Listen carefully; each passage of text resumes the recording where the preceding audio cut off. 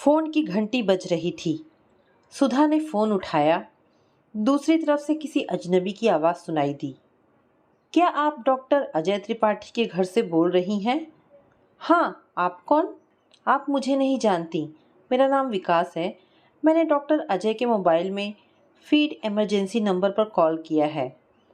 उनका एक्सीडेंट हुआ है। मैंने उन्हें मेट्रो हॉस्पिटल में दाखिल करा दिया है। प्लीज़ आप जल्दी आ जाइए। एक्सीडेंट? वे ठीक तो है ना? अभी 1 घंटे पूर्व ही उन्होंने मुझसे बातें की थी, कहते हुए अनु के मन में घबराहट भर आई। आप मुझ पर विश्वास कीजिए, उनकी गाड़ी का एक्सीडेंट हुआ है। मैंने वहां उपस्थित कुछ आदमियों की सहायता से उन्हें गाड़ी से निकाला तथा तुरंत ही उन्हें अपनी गाड़ी से हॉस्पिटल लेकर आया। उन्हें इमरजेंसी में दाखिल करवाकर आपको फ़ोन कर रहा हूँ। वह ठीक तो है ना? अनु ने पूछा। धैर्य रखिए, वह ठीक है। बस आप जल्दी आ जाइए। अभी आती हूँ।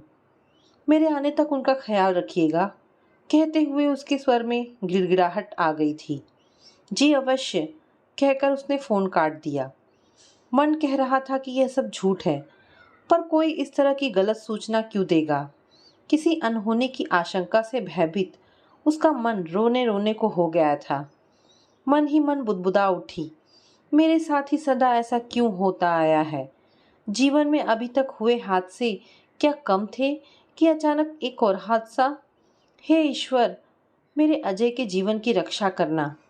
मन ही मन प्रार्थना करते हुए अनु ने पर्स में पैसे रखे तथा दरवाज़ा बंद करके बाहर निकली ही थी कि ऊपर बालकनी में बैठी लक्ष्मी जी ने पूछा, अकेले कहाँ जा रही हो अनु? क्या अभी तक अजय नहीं आए? लक्ष्मी जी की आवाज़ ने उसे सदमे से उबारा था। उसका उत्तर सुनकर वे बोली, रुको अनु, इतनी रात ऐसे अकेले जाना उचित नहीं है। हम दोनों भी तुम्हारे साथ चलते हैं। लक्ष्मी जी की बातों से टूटे मन को आस बंधी। लगा इस शहर में वह अकेली नहीं है, वरना अजय के अलावा भी कोई है जिन पर वह विश्वास कर सकती है। वास्तव में वह उसके लिए ममतामयी माँ जैसी ही थी। वह उसकी मकान मालकिन है। बच्चों के बाहर सेटल हो जाने के कारण उन्होंने मकान का एक हिस्सा किराए पर उठा रखा है। उन्होंने उसे कभी अकेलेपन का एहसास नहीं होने दिया। इसके पूर्व भी 1-2 बार अजय के हॉस्पिटल से लौटने में देरी होने पर उन्होंने उसके मन में बैठे अज्ञात भय से निजात दिलाई थी। आज भी उसकी मनस्थिति समझकर वह तुरंत उसके साथ चलने को तैयार हो गई। मनोहर जी ने अपनी गाड़ी निकाल ली। गाड़ी वह स्वयं चला रहे थे। वह लक्ष्मी जी के साथ पीछे बैठी थी। वह बार बार उसके कंधे पर हाथ फेरकर उसे धीरज बंधा रही थी। ना जाने कैसा होगा अजय, ना जाने उसे कितनी चोटें आई होंगी। बार बार मन में विचारों का सैलाब आकर उसे मथने लगा। आज तक जो कुछ उसके साथ घटता रहा है वह सिर्फ हादसे थे या वास्तव में ही वह मनहूस है, जैसा कि उसे बार बार सुनने को मिलता रहा है। एक एक पल पहाड़ जैसा लग रहा था। गाड़ी की रफ्तार के साथ ही अचानक उसका अतीत बंद खिड़की की दरार से अड़ियल बच्चे की तरह दस्तक देने लगा। पैदा होते ही उसकी माँ चल बसी थी। इसी के साथ उस पर मनहूस होने का ठप्पा लग गया था। पापा माँ को बहुत प्यार करते थे, अतः वह उनकी जुदाई नहीं सह पाए। उन्होंने माँ की मौत का जिम्मेदार उसे ठहराया तथा कभी उसका मुंह न देखने का फैसला सुना दिया। दादा दादी ने उन्हें बहुत समझाया, पर वह अपने फैसले पर अडिग रहे तथा देश छोड़कर विदेश में जा बसे। उन्होंने कभी उसकी खोज खबर लेने की भी कोशिश नहीं की।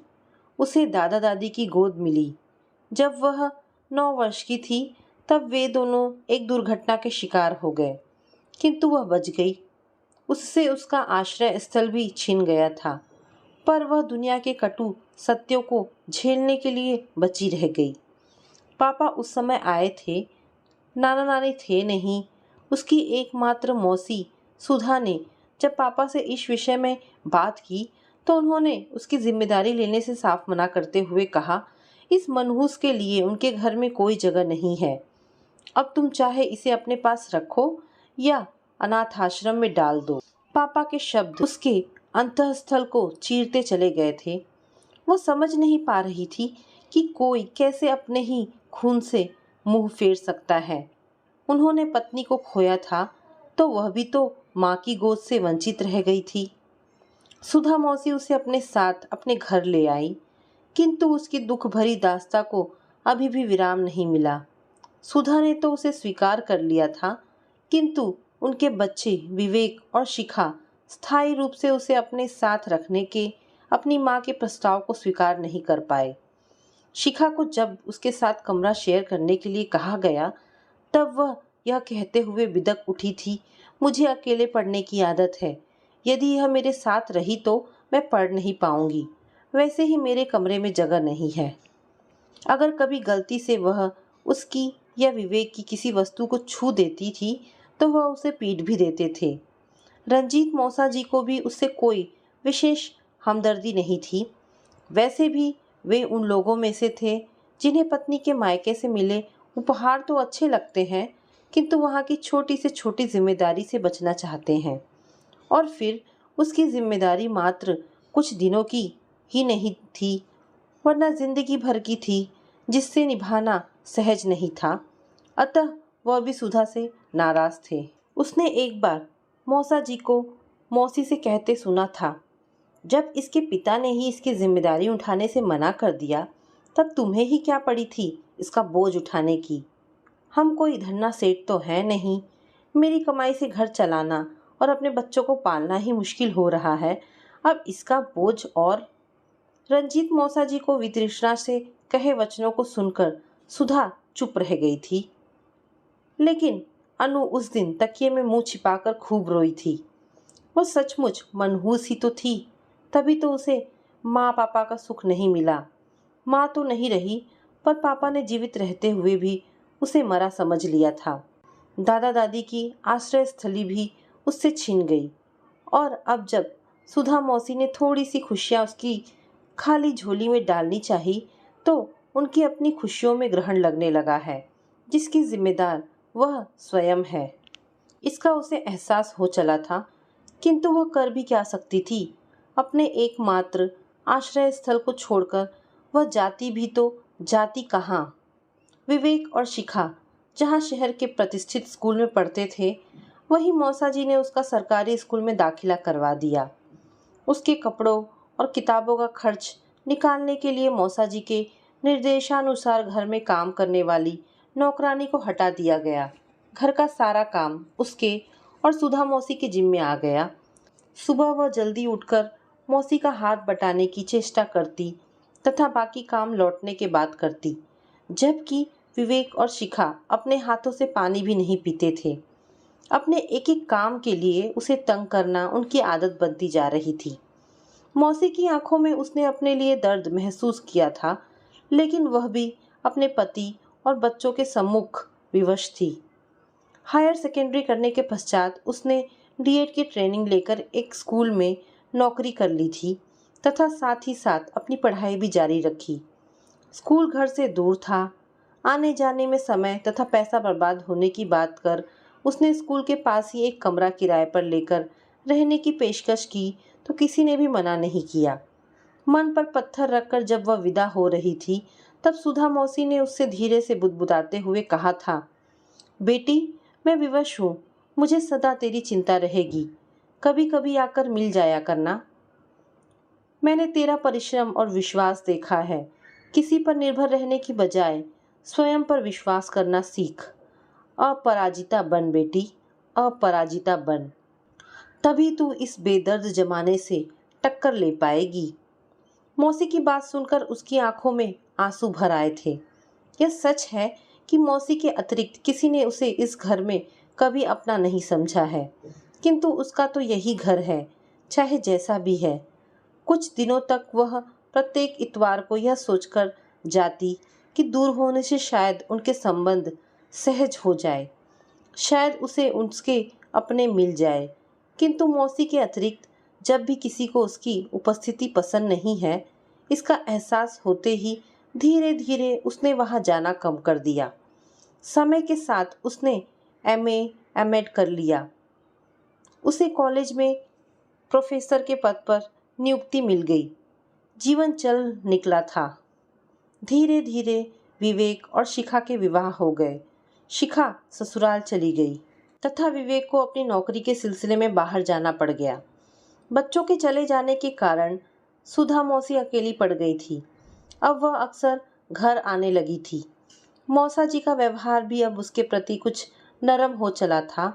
वे दोनों अक्सर उससे विवाह करने का आग्रह करते। सुधा मौसी ने तो एक दो जगह बात भी चलाई, किंतु पता नहीं क्यों वह मन से विवाह के लिए स्वयं को तैयार ही नहीं कर पा रही थी। उसकी मनसा जानकर भी वे भी शांत हो गए।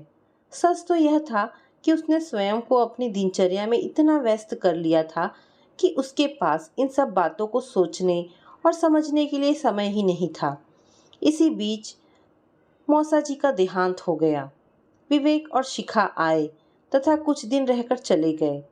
सुधा मौसी अकेली रह गई थी। एक दिन वह उनसे मिलने गई तो वह बोली, बेटी, अकेला घर काटने को दौड़ता है, अब तू यहीं आ जा।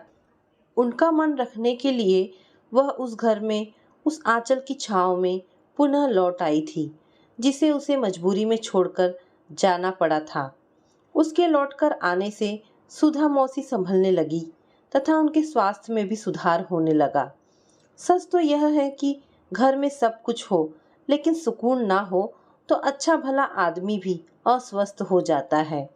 फिर सुधा तो पति की मृत्यु के पश्चात न केवल शारीरिक तथा मानसिक रूप से टूट चुकी थी, बल्कि अकेलेपन की त्रासदी भी भोग रही थी। जैसे ही विवेक और शिखा को उसके लौटने का पता चला, वे दोनों परिवार सहित आए तथा उसे और मौसी को खूब खरी खोटी सुनाने लगे।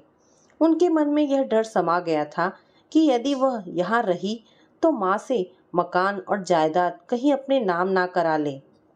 सुधा मौसी ने उनके आशय को समझकर उत्तर दिया था, तुम दोनों का डर व्यर्थ है। अरे, इसने तो सदा तुम्हारा जूठा खाया है, तुम्हारी उतरन पहनी है, तब भी इसने कभी कोई विरोध नहीं किया, तुम्हारी किसी वस्तु पर अपना हक नहीं जमाया। तो अब जब इसने अपना मार्ग स्वयं अपनी मेहनत के बल पर तलाश कर लिया है तथा उस पर दृढ़ कदमों से चल रही है, तब तुम्हारे इस टूटे फूटे घर पर अपनी नज़र क्यों डालेगी? वैसे भी बेटा, जिनके पैर बालू पर जमे रहते हैं, उन्हें ही अपने पैर के नीचे से बालू खिसकने का डर रहता है। मैं तुम्हें यह भी बताना अपना कर्तव्य समझती हूँ कि अनु यहाँ स्वयं रहने नहीं आई है, इसे मैंने बुलाया है। वैसे मुझे तुम लोगों से ऐसी उम्मीद नहीं थी। तुम्हारे इस क्रूर व्यवहार से मेरे दिल को बहुत ठेस लगी है। तुम लोगों ने तो एक बार भी नहीं कहा, माँ हमारे साथ चलो, यहाँ अकेले कैसे रहोगी? शायद तुम दोनों को अपनी आज़ादी ज़्यादा प्यारी है। आज तुम्हारा व्यवहार देखकर मुझे यह कहने में जरा भी संकोच नहीं है कि मैं तुम लोगों की बजाय इसे अपने ज़्यादा नज़दीक पाती हूँ। तुम तो मेरी अपनी औलाद हो, फिर भी तुमने कभी मेरे मन को समझने का प्रयत्न नहीं किया। यह तुम्हारी अपनी मौसी की लड़की है, क्या तुम इससे प्यार के दो मीठे बोल नहीं दे सकते थे? मेरे निर्णय का मान नहीं रख सकते थे? तुमने सदा पाना ही चाहा लेकिन देना नहीं। अहंकार के वशीभूत तुम यह भी भूल गए कि प्यार एक तरफा नहीं होता। मैंने तुम्हारे प्रति अपनी जिम्मेदारी निभा दी। अब अगर मैं अपनी इस बेटी के प्रति अपनी जिम्मेदारी निभाना चाहती हूँ तो तुम्हें ऐतराज क्यों है? आत्मविश्वास भरे सुधा मौसी के स्वर सुनकर वह तो क्या, विवेक और शिखा भी अवाक रह गए थे। सुधा मौसी ने उस समय तो उन्हें चुप करा दिया था, लेकिन उनके मन में छाई नफरत की तपन को उसने महसूस किया था। वह तो कब की उनकी जिंदगी से निकल जाती, किंतु सुधा मौसी का प्यार ही सदा उसके पैरों में बेड़ी पहना देता था।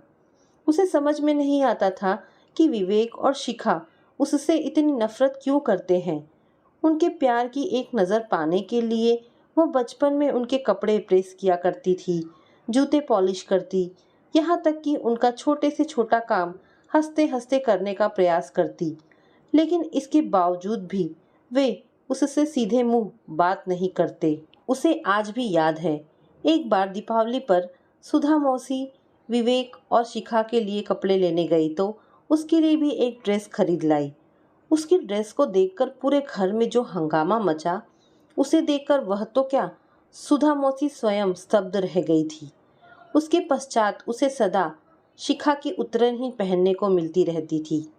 यदि कहीं कुछ छोटा बड़ा होता तो सुधा मौसी उसे काट छाट कर उसके पहनने लायक बना देती थी। समय तो गुजर गया था, किंतु खट्टी मीठी यादें उसके जहन में चुभकर जब तब लहूलुहान कर ही जाती थी। इस समय भी उनकी बातें सुनकर उसने जाना चाहा था, किंतु मौसी के प्यार ने उसे रोक लिया था।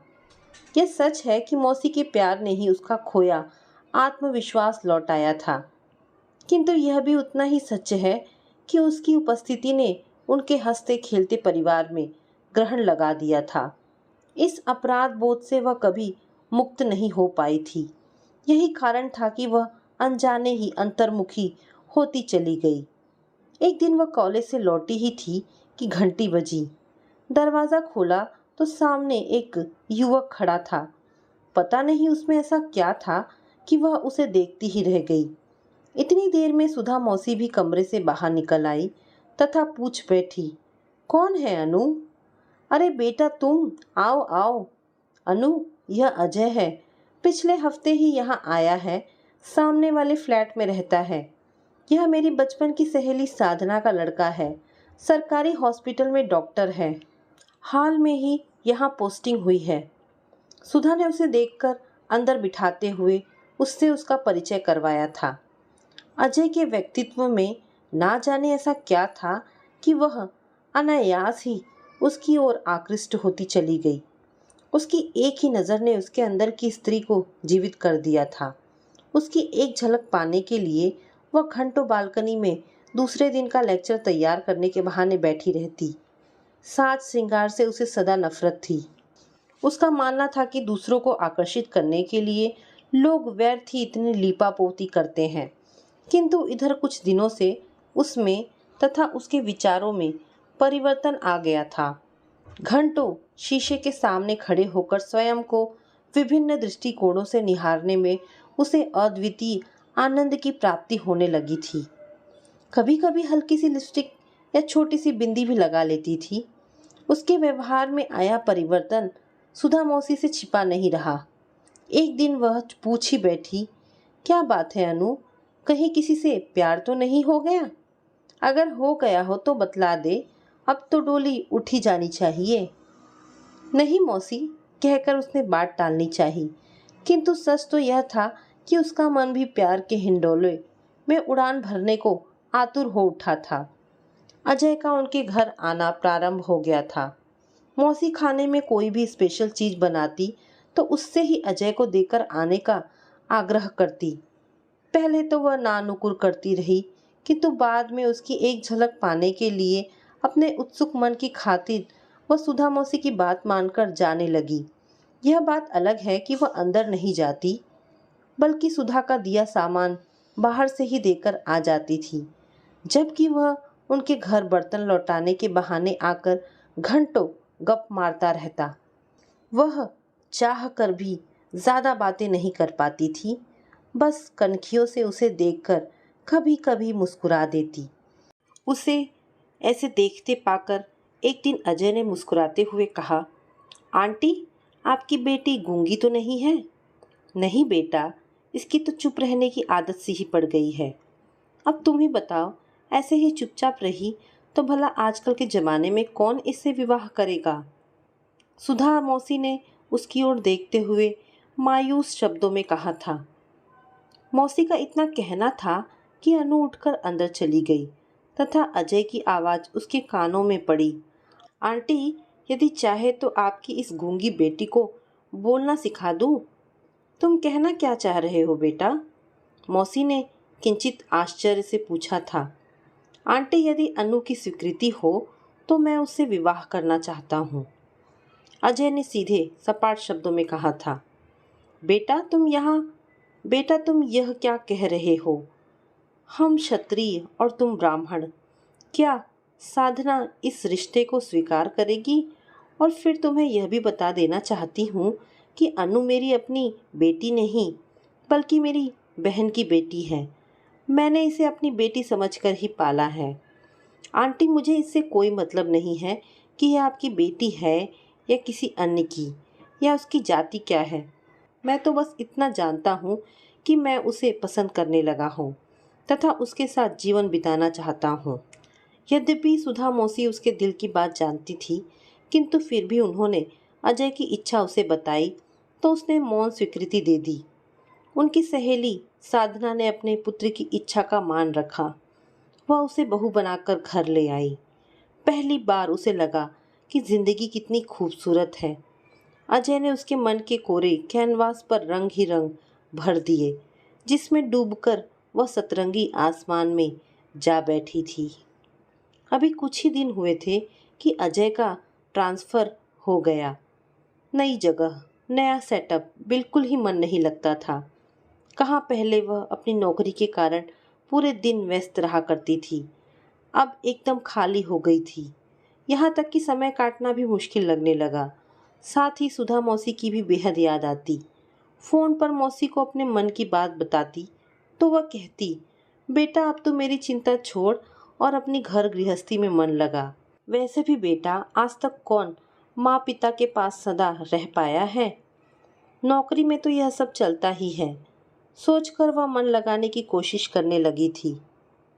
तभी ब्रेक की आवाज़ ने उसकी अनवरत चलती विचार श्रृंखला पर भी रोक लगा दी। कुछ देर पहले ही वहाँ शायद कोई एक्सीडेंट हुआ था, इसीलिए ट्रैफिक जाम हो गया था। मार्ग साफ होने पर लोग जहाँ से भी जगह मिलती निकलने की कोशिश कर रहे थे। लोगों की बेसब्री देख उसे लगा, सच चाहे कुछ भी हो जाए, जीवन चलता ही रहता है। किसी को किसी की परवाह नहीं रहती। जिस पर बीतती है वही सब कुछ झेलने और सहने के लिए रह जाता है। अचानक दिल का दर्द चेहरे पर उतर आया था।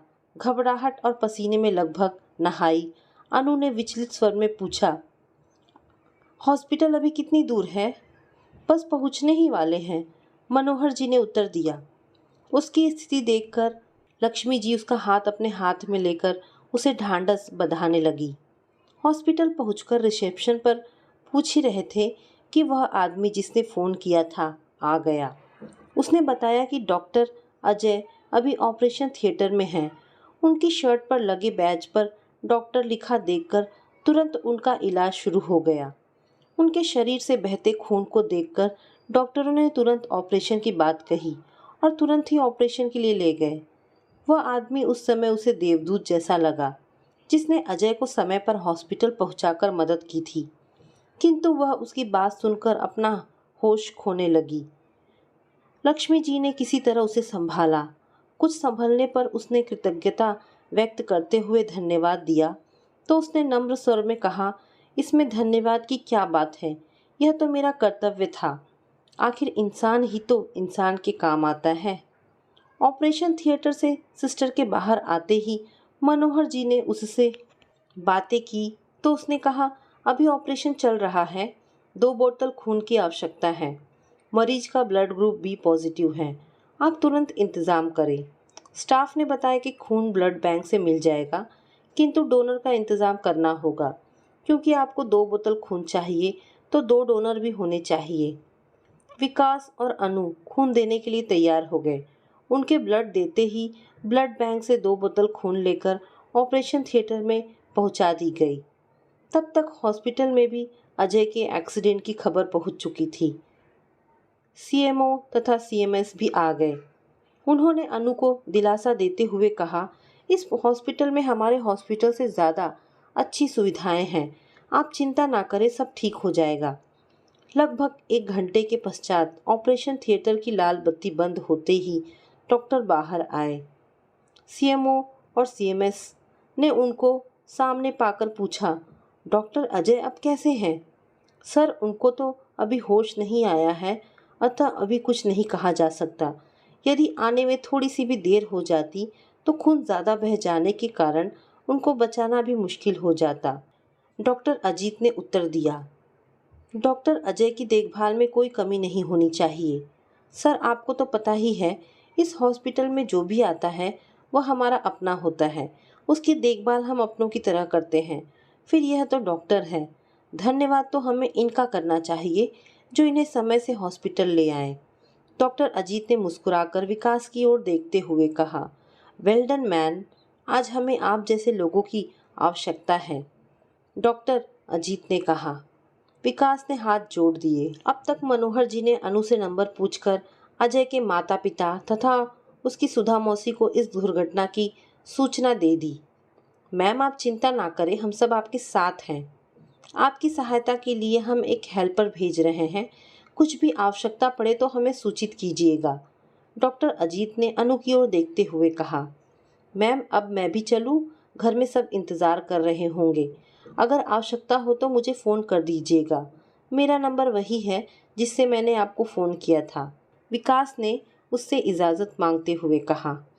सबके जाने के पश्चात मनोहर जी अनु के खाने के लिए कुछ सामान ले आए। उसके मना करने पर लक्ष्मी जी ने उसे ज़बरदस्ती खाना खाने का आग्रह करते हुए कहा, बेटी, मैं जानती हूँ कि तुम्हारा खाने का मन नहीं हो रहा होगा, लेकिन ऐसे समय में भूखा रहना ना तो तुम्हारे लिए अच्छा है और ना ही तुम्हारी कोख में पल रहे नवजात शिशु के लिए। चिंता मत कर बेटी, अजय ठीक हो जाएगा। भगवान उसकी रक्षा करेंगे। अब तक अजय को आईसीयू में शिफ्ट कर दिया गया था। डॉक्टर होने के कारण उसकी विशेष देखभाल भी हो रही थी, किंतु हॉस्पिटल के नियमानुसार आईसीयू में किसी को रहने की इजाज़त नहीं थी। अतः लक्ष्मी जी ने उससे घर चलने के लिए कहा, किंतु वह अजय को ऐसी स्थिति में अकेला छोड़कर कैसे जा सकती थी। अंततः वे दोनों उससे यह कहकर चले गए कि अगर कुछ भी आवश्यकता हो तो हमें फ़ोन कर देना, हम तुरंत आ जाएंगे। डॉक्टर के परमिशन से वह अजय को आईसीयू में देखने गई। अजय को नलियों से जकड़ा देखकर चिंता से नसों में तनाव होने लगा था। सासू माँ के शब्द याद आए, बहू, अपनी धरोहर तुझे सौंप रही हूँ। आशा है अपनी जान से ज़्यादा तू इसकी परवाह करेगी। किंतु वह अपना वचन कहाँ पूरा कर पाई। अजय के पूरे शरीर को पट्टियों में जकड़ा देखकर आंखों से आंसू रुकने का नाम ही नहीं ले रहे थे, किंतु कोई पूछने वाला नहीं था। जो अजय उसकी माथे पर आई पसीने की एक बूंद देखकर भी परेशान हो उठता था, वही आज उसकी स्थिति से बेखबर विवश पड़ा है। अभी कुछ नहीं कहा जा सकता। डॉक्टर के कहे शब्द उसे मन ही मन मथे जा रहे थे। कल जब उसके सास ससुर आएंगे तब वह कैसे उनका सामना करेगी। बार बार मन से एक ही आवाज़ निकल रही थी, हे ईश्वर, तुम मुझे किस जुर्म की सज़ा दे रहे हो।